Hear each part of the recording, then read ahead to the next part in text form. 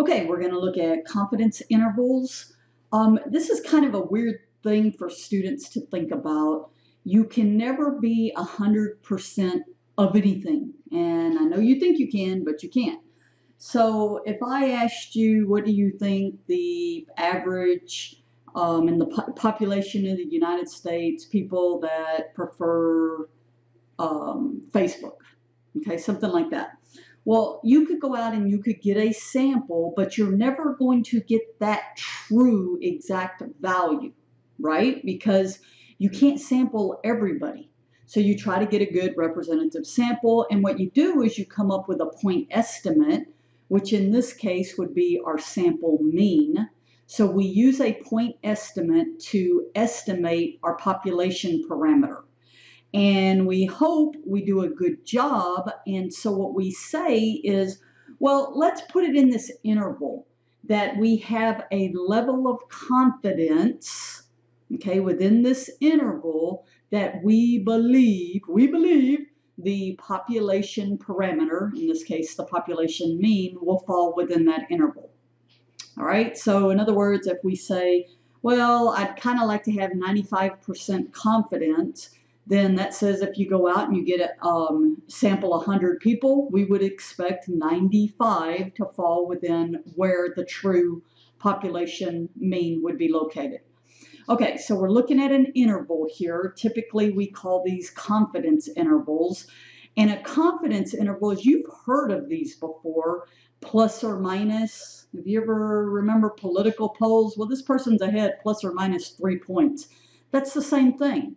And so our plus and minus is some error that is based on a z-value, which is our confidence, and then times the standard error, which is the standard deviation over the square root of the sample size.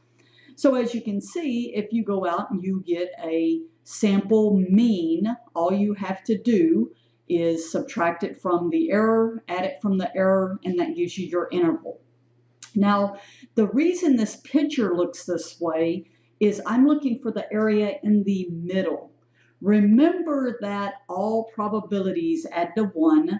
So if I take 1 minus whatever that confidence, if I'm looking at 95%, then maybe my confidence, my C, my probability here would be 1 minus 0.95, so 0.05. And then I divide it by 2. Why? Because I want some in the lower end and some in the upper end, and those need to be equal because, again, this is symmetric. So when you read the Z table, you can't just directly read all the way from the bottom up to that point because you've counted this area. All right, so it's a little different reading these tables to find critical values, which are these Z values. Okay, why do we need these values? Because that's what gets put into that formula. So typically, I mean, and we'll learn to read the table, but you like to find something like this that automatically gives you those Z-scores. So you might go look up in the Z table 1.96. So if I go look up in the Z table 1.96, 1.96, I get 0.9750. Okay, that's for 95%.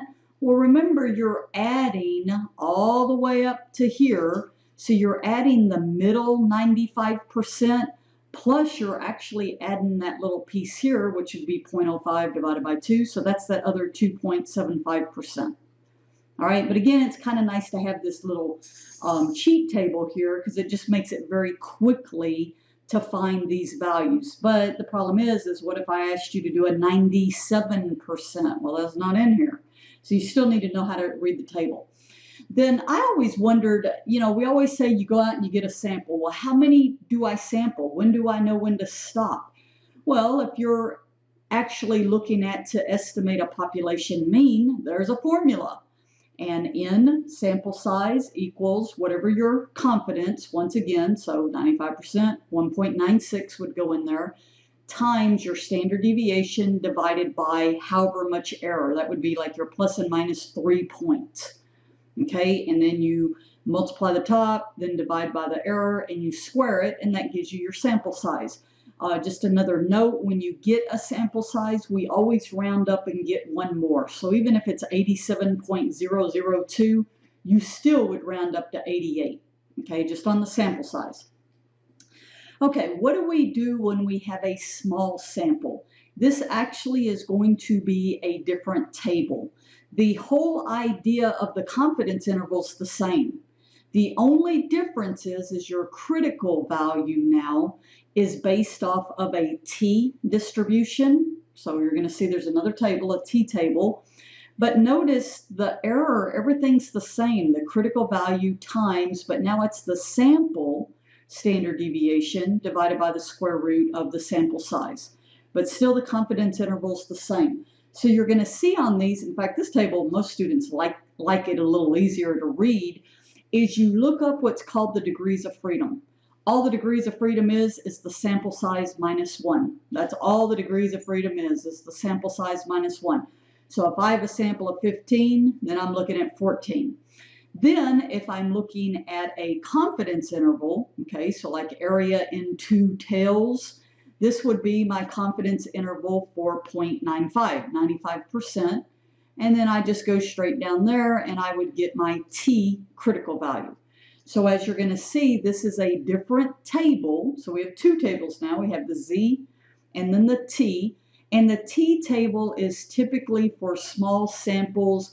And also, if you notice this S, when you don't know the population standard deviation and you have to use the sample standard deviation. All right, that's confidence intervals.